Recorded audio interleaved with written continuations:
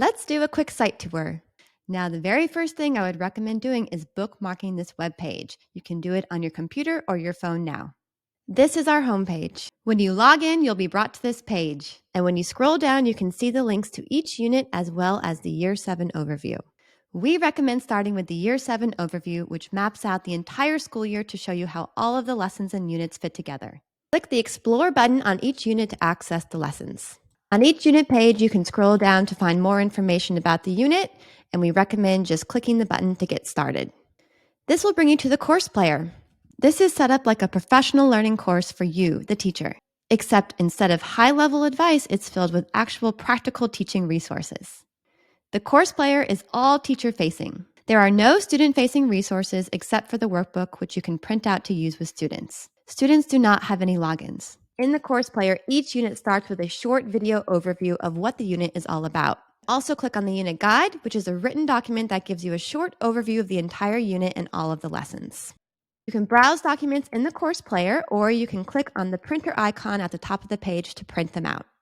After browsing the unit overview, click on Lesson 1 to dive into the first lesson. There are 4 resources in each lesson. The first is the video overview, which takes you through all of the steps of the lesson. The second resource is the lesson guide, which gives you everything you need to know to teach this lesson. The third resource is the student workbook.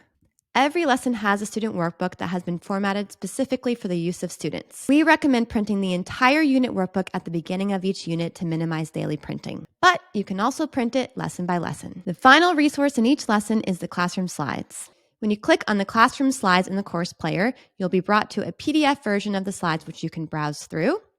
Click the little attachment icon to download the slides as a PowerPoint document. Be sure to check out the notes section of the PowerPoint file where there are a lot of teaching tips. After browsing Lesson 1, you can continue scrolling through Lessons 2 through 6.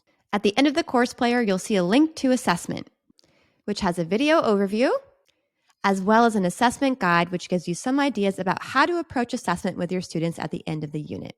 Finally, Printable Resources is where you can find all of the resources for the whole unit in one document. If you click on all lesson guides, you'll be able to scroll through every single lesson in the unit at once. The full student workbook is where you can access the printable workbook for the entire unit, and classroom slides for all lessons are combined into a whole unit slide deck here as well. We ask that you refrain from sharing the documents with other people because they do contain copyrighted material. Be aware that each document is watermarked with your unique ID. Inside the course player, there's also an option to ask questions. Click on Discuss at the top of the page. Here you can type a question or ask for advice. To exit, click Back to Unit page at the top. And to go back to the main page, click on My Units at the top of the page. That's the end of the site tour.